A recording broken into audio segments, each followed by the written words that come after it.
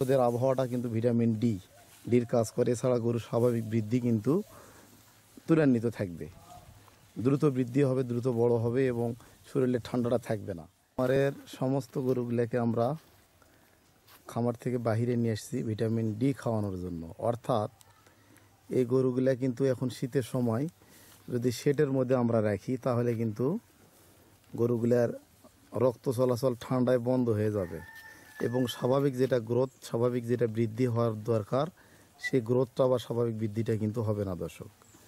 তো আমরা সমস্ত গরুগুলাকে বাহিরে বার করছি, আপনারা দেখতে পাচ্ছেন।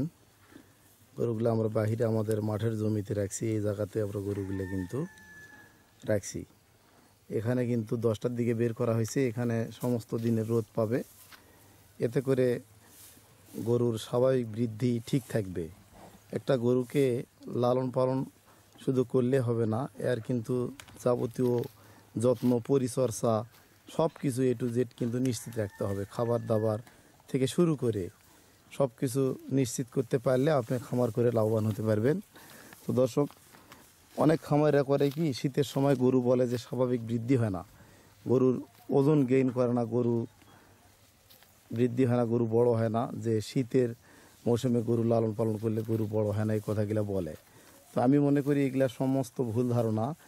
আর যদি আপনার গরুগুলা এভাবে যদি রোদে যদি বাঁধা হয়, রোদের আবহাওয়াটা কিন্তু ভিটামিন ডির কাজ করে। এছাড়া গরুর স্বাভাবিক বৃদ্ধি কিন্তু ত্বরান্বিত থাকবে, দ্রুত বৃদ্ধি হবে, দ্রুত বড় হবে এবং শরীরে ঠান্ডাটা থাকবে না। আর আরেকটা বিষয়, হলস্টিয়ান ফ্রিজিয়ান 100 মানের ভালো বকনাগুলা যদি এভাবে আপনারা রোদে রাখেন, সেক্ষেত্রে কি হবে, গরুগুলার হিটে আসার জন্য কিন্তু কাজ করবে, স্বাভাবিক একটা হিটে আসার জন্য কাজ করবে। যদি গরুকে আপনি রোদ না দেন, আলো বাতাস পর্যাপ্ত না দেন, সেক্ষেত্রে স্বাভাবিক বৃদ্ধি হবে না এবং সঠিক সময় হিটে আসবে না এবং পরবর্তীতে বকনা কিন্তু কনসেপ্ট করবে না। তো বকনাকে সঠিকভাবে বৃদ্ধি করার জন্য এবং কনসেপ্টের হার বাড়ানোর জন্য কিন্তু এই রোদের বিকল্প নেই, আবহাওয়াটা অ্যাডজাস্ট করার জন্য, অর্থাৎ শরীরের ঠান্ডাটা দূর করার জন্য এই রোদে রাখলে গরুগুলার বৃদ্ধি ত্বরান্বিত হবে। দর্শক, যারা খামারি ভাইয়েরা রয়েছেন, আশা করি আমার কথাগুলো বুঝতে পারছেন। অবশ্যই আপনারা যারা খামার করতেছেন, গরু লালন পালন করতেছেন, তারা কিন্তু এইভাবে গরু লালন পালন করার চেষ্টা করবেন। দেখেন, এটা আমার একটা জমি, ধানের জমি। পরবর্তীতে আমাদের শেডের এই জায়গাটা কিন্তু আমরা নির্বাচন করেছি পরবর্তীতে আমাদের শেডের জন্য। তো আশা করছি আমার কথাগুলো বুঝতে পারছেন। দর্শক, একজন খামারি সঠিকভাবে খামার পরিচালনা করার জন্য যে যে পদক্ষেপগুলো নিতে হয়, আমরা স্টেপ বাই স্টেপ এক একটা করে প্রত্যেকটা বিষয় খুঁটিনাটি তুলে ধরার চেষ্টা করি, প্রত্যেকটা বিষয় আপনাদের মাঝে আলোচনা করার চেষ্টা করি। তো যারা খামার শুরু করতেছেন বা করতে চাচ্ছেন, অবশ্যই আমাদের ভিডিওগুলো যদি ফলো করেন, তাহলে কিন্তু বিভিন্ন রোগ বিষয় এবং বিভিন্ন সমস্যা এবং তার সমাধান নিয়ে আমরা কথা বলি।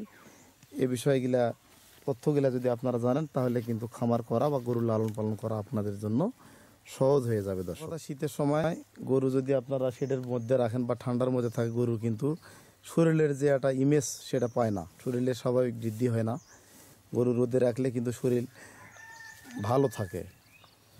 তো খামারের মধ্যে শরীর কিন্তু মানে আমাদের এদিকে টোকলা বলে আর কি, টোকলা লেগে থাকে। তো রোদে বার করা মাত্র শরীরের কিন্তু টোকলা জিনিসটা কিন্তু চলে যায়, অর্থাৎ গরু কিন্তু শীতে কাঁপে না, ঠান্ডা লাগে না, ঠান্ডাটা দূর হয়ে যায়। এখানে কিন্তু গরম, রোদে কিন্তু ভিটামিন ডি পাচ্ছে গরুগুলো এবং খুব ভালো একটা ফিল পাচ্ছে। তো যারা খামার করতেছেন, আশা করি গরুগুলো এইভাবে বাহিরে রোদে রাখবেন, এতে করে কিন্তু গরুর স্বাভাবিক বৃদ্ধিটা ত্বরান্বিত থাকবে। গরুর স্বাভাবিকভাবে বৃদ্ধিতে ভিটামিন ডির কোনো বিকল্প নাই। আর আমরা সবসময় 100 কোয়ালিটির বকনাগুলা কালেকশন করি, আপনাদের দেখানোর চেষ্টা করি এবং গরুর লালন পালন বিষয়ে যাবতীয় তথ্য আপনাদের মাঝে শেয়ার করার চেষ্টা করি। আমাদের ভিডিওটা যদি ভালো লাগে, অবশ্যই চ্যানেলটি সাবস্ক্রাইব করে আমাদের পাশে থাকবেন, আমাদেরকে সাপোর্ট করবেন। সকলকে ধন্যবাদ। আসসালামু আলাইকুম।